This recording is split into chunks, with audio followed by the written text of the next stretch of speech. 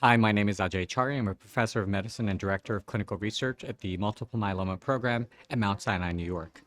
And it's my privilege today to be telling you about Talquetamab. And let me begin by a very exciting news that the phase one portion of the study just got published in the New England Journal. And that study, to distinguish it a little bit from what we were discussing at ASH, shows this new bispecific antibody that targets a protein called GPRC5D. Many of you probably have heard about bispecific antibodies. The way I describe it to patients is either, depending on what you're more interested in into, either handcuffs or double-sided tape. One side binds to the T cells, the other side binds to the myeloma, and when you bring the T cells close to the cancer, the T cells release chemicals, poke holes in the membranes of the cancer cell, and the cancer cell dies. So there's one bispecific that just got approved for myeloma called Talquetamab. This is, if you will, a sister drug that targets a different protein. And we need all of these because, unfortunately, patients, even if they get one, they can relapse. So this phase one study in New England showed it was active at a variety of doses and it had a characterized safety profile. And so what's exciting and new at this year's ASH, we're presenting the results from the phase two study. So we knew from phase one what the right dose and schedule was, and now we're testing in larger numbers, how do they work?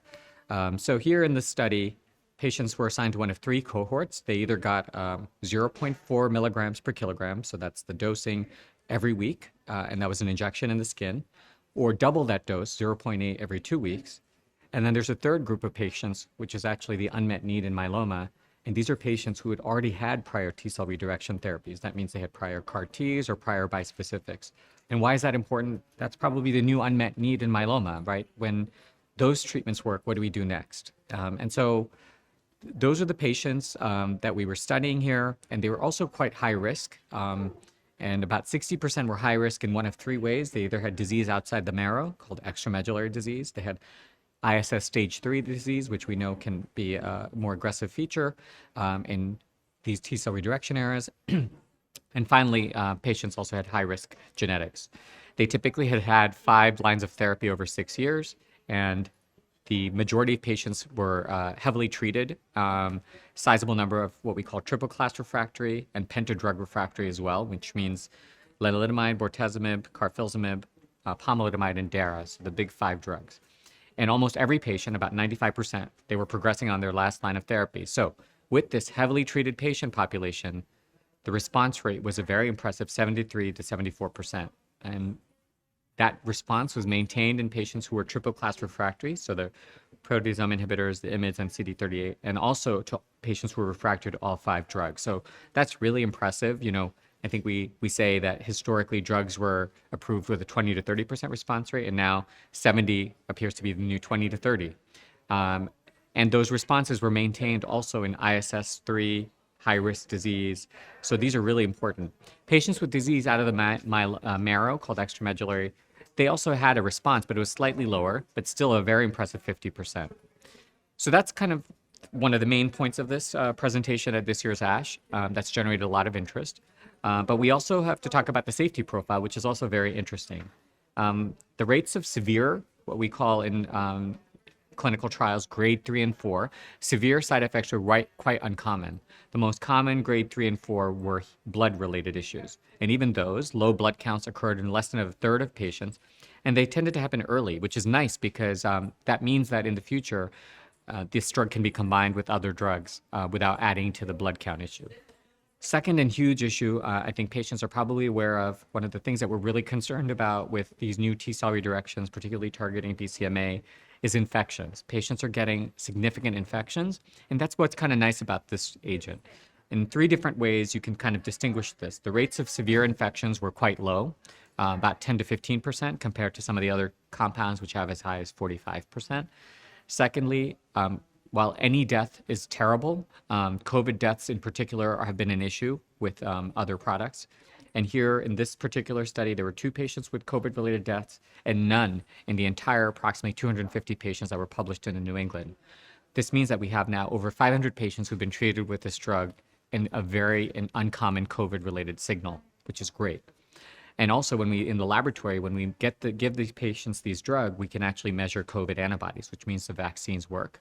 And the third and final demonstration is the need for IVIG, which is this immune boosting infusion, was only in about 10% of patients, which is quite low.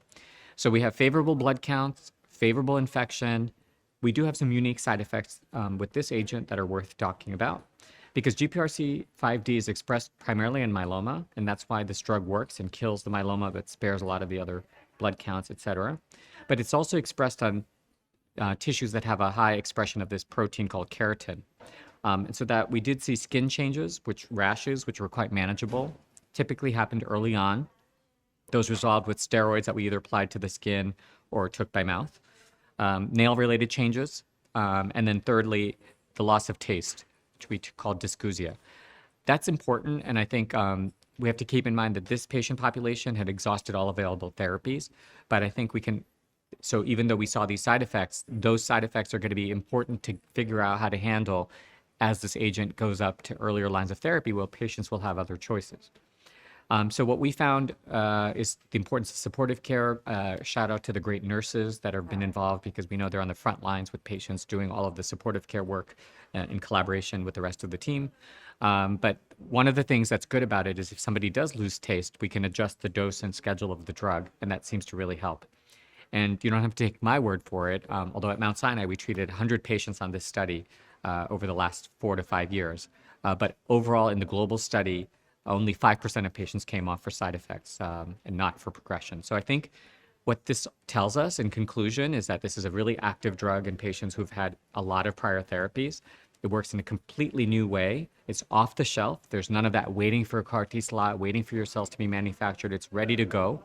So it's an off-the-shelf, novel bispecific that's showing excellent activity with a really good safety profile. And so where are we going next with this? First, there's a confirmatory study. We know that this would be considered, the application was submitted to the FDA called the BLA, which we hope means that the FDA will act on this within 6 months because of the sensitive nature. It got a breakthrough designation, which means that the FDA recognizes a completely novel way of treating myeloma. But the other, so there's the randomized phase 3 studies going on to confirm these results from the single arm study, and it's being compared with other standard of care agents in earlier patients, not in the heavily treated. And then also, because of the safety profile, it's being studied with a lot of other drugs, standard myeloma therapies, with the sister drug Talquetamab, with new ways of augmenting the immune system called checkpoint inhibitors. So it's really exciting. I think it's great to have another option for patients. And it'll be interesting to see how this drug moves forward, not only in terms of getting approved, but even potentially moving earlier in combination. So stay tuned. So a couple of the other interesting things that I think came up at ASH is the use of tocilizumab, which is a drug that we use to block fevers and cytokine release syndrome, because we know that when we give these T-cell redirection therapies, about 70% of patients can have CRS, which can be characterized by fever, low blood pressure, oxygen, et cetera. This tocilizumab, which was given in one study, dropped that rate from 70% to about 30%. The second thing we saw is with the same agent, cevostamab, which is one of the few bispecifics that's not given till progression, but for a fixed duration of a year. We saw that those patients who had a complete remission, many of them stayed in remission even off the drug, which is fantastic, because I think in myeloma, patients need these treatment breaks. So that's really exciting. And then the third thing, perhaps patients' least favorite drug, dexamethasone, is finally being studied by the French group.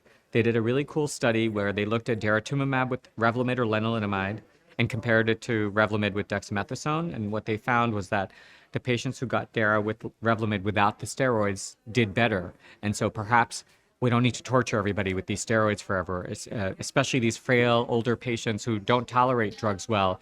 They still need myeloma control, but they're very sensitive to side effects. So it's nice to be able to kind of optimize the therapy for each patient based on their age, disease, and their other medical history.